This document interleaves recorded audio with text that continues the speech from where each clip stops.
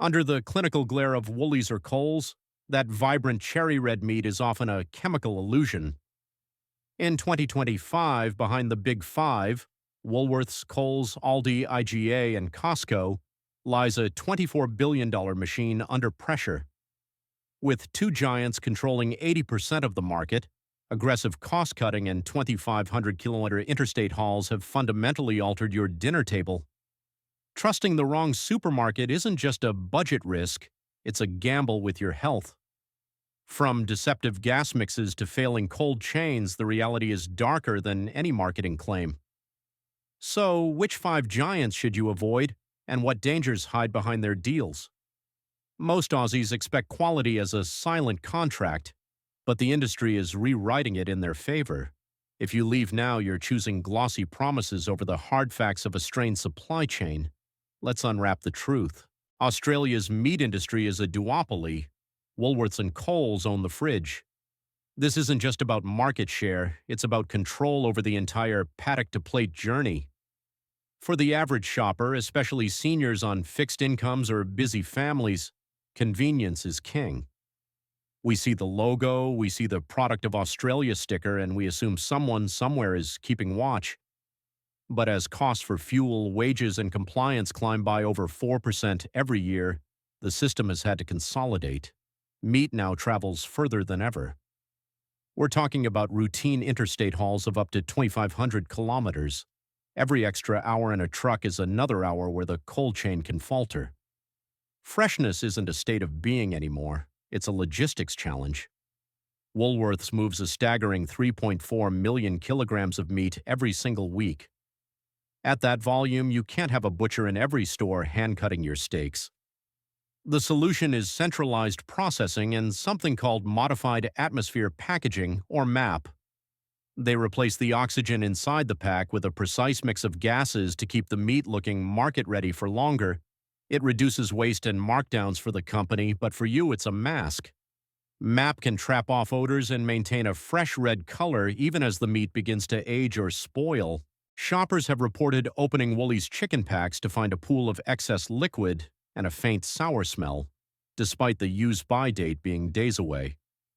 A retired meat handler we spoke to with over a decade in the system says you have to trust the cold chain implicitly, but if a pallet sits on a loading dock for just 30 minutes too long in the Aussie sun, the damage is done. You won't know it until you peel back the plastic. Have you ever opened a pack that looked perfect through the film only to be hit by a smell that didn't match the date? I'm genuinely curious. Share your experience in the comments. Coles operates on a similar scale but leans heavily into speed and high turnover value lines. Their marinated meats and pre-seasoned cuts are everywhere. While they're a lifesaver for a quick Tuesday night dinner, they serve a dual purpose for the retailer. Strong sauces and heavy marinades can mask texture changes or minor odors that would be glaringly obvious in a plain cut. During peak periods, staff are under immense pressure to restock. Sometimes trays sit out in the aisle longer than they should. Inconsistency in Coles's marinated beef, descriptions of rubbery textures or a lingering chemical aftertaste, has become a common theme on consumer review forums. It's the trade-off for speed. When you move meat that fast, the nuances of quality are the first thing to go. Then there's Aldi. Their model is the definition of no frills. They use a tiny circle of approved suppliers forced to meet incredibly narrow price targets. To keep those prices low, the packaging is thin and offers very little thermal protection. Shoppers have noticed a strange inconsistency: chicken trays that feel icy one week and soft the next. This suggests a freeze-thaw repack cycle that is devastating for meat quality. When meat is frozen and thawed more than once, the cellular structure breaks down. Moisture leaks out. That's the watery puddle you see in the tray, and you're left with meat that's dry, chewy, and lacking nutrients. Cheap meat promises relief at the checkout, but it often pays you back with a terrible meal. IGA presents a different kind of risk because of its independence. Some IGA stores are brilliant. They work with local butchers and offer premium, well-trimmed cuts. But because there's no central oversight, others rely on bulk deliveries and hold on to older stock to avoid a hit to their bottom line. It's a lottery. You might get a beautiful steak in one suburb and a tough grain cut in the next. Spot checks by consumer advocates have found packages with use by labels that push the absolute limits of safety, particularly in smaller regional stores where turnover is lower. Without a national standard of quality control, the burden of inspection falls entirely on you, the shopper. Costco is the king of bulk, but big doesn't always mean better when it comes to biology. Those massive trays of steaks or chicken portions are handled by dozens of customers every day. People pick them up, walk around for 20 minutes, decide they don't want them, and put them back, sometimes not even in the right refrigerated section. In high-traffic warehouses, a single pack of mints can go in and out of the safe temperature zone multiple times before it's even purchased. For a small household, a Costco pack is a ticking clock. Once you open that bulk tray and start splitting it for the freezer, you're introducing bacteria every time. A simulation showed that by day 5, even with careful refrigeration, resealed bulk mints showed significant color change and a spike in surface moisture. And then there's the and/or problem. Have you noticed the labels that say product of Australia and/or New Zealand? Without precise traceability, you're just guessing where your dinner actually came from. If it's imported, that journey involves thousands of kilometers and dozens of handoff points. Each leg of that journey is a potential failure point in the safety net. But here's the twist you need to understand. The problem isn't just a bad batch or a dodgy store, it's the entire architecture of the 2025 food system.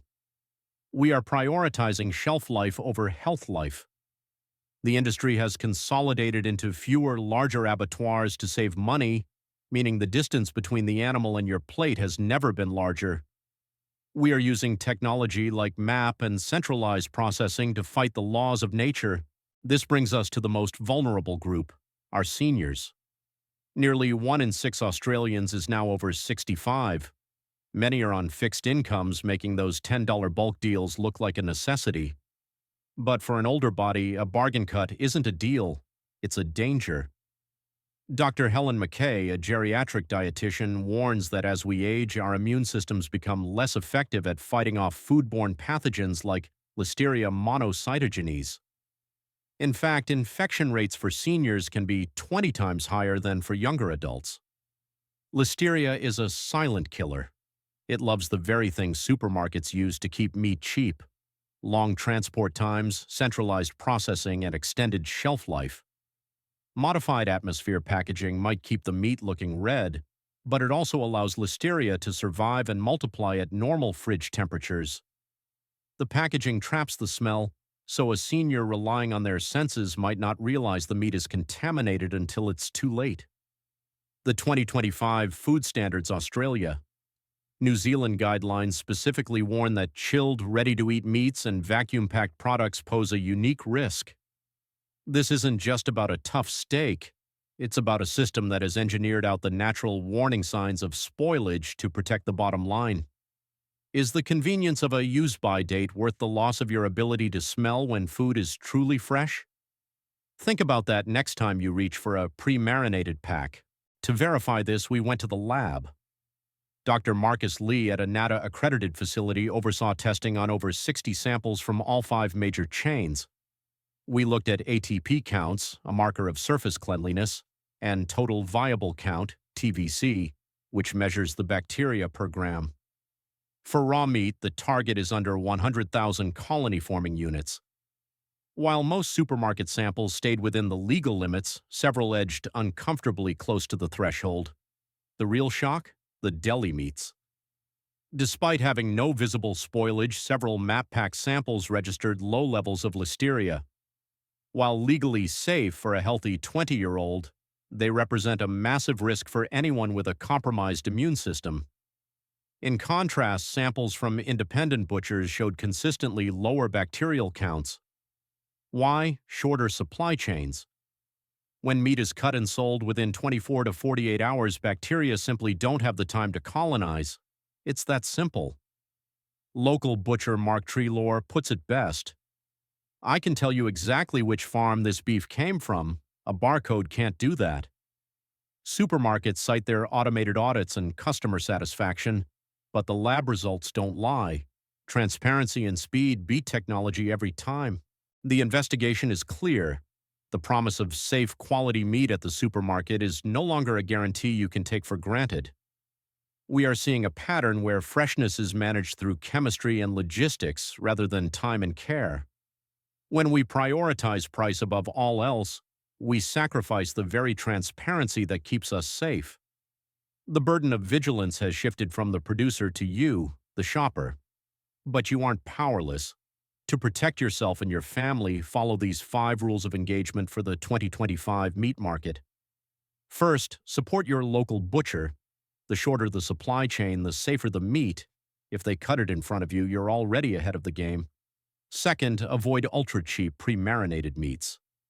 If the supermarket is hiding the meat under a thick sauce, ask yourself what they're trying to cover up. Buy whole cuts and season them yourself. Third, watch the country of origin.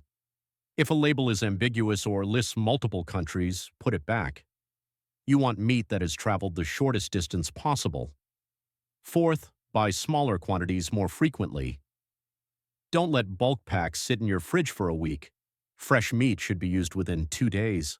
And fifth, for those at high risk, especially seniors, always reheat deli meats and pre-cooked chicken until steaming hot. Don't trust the ready-to-eat label implicitly.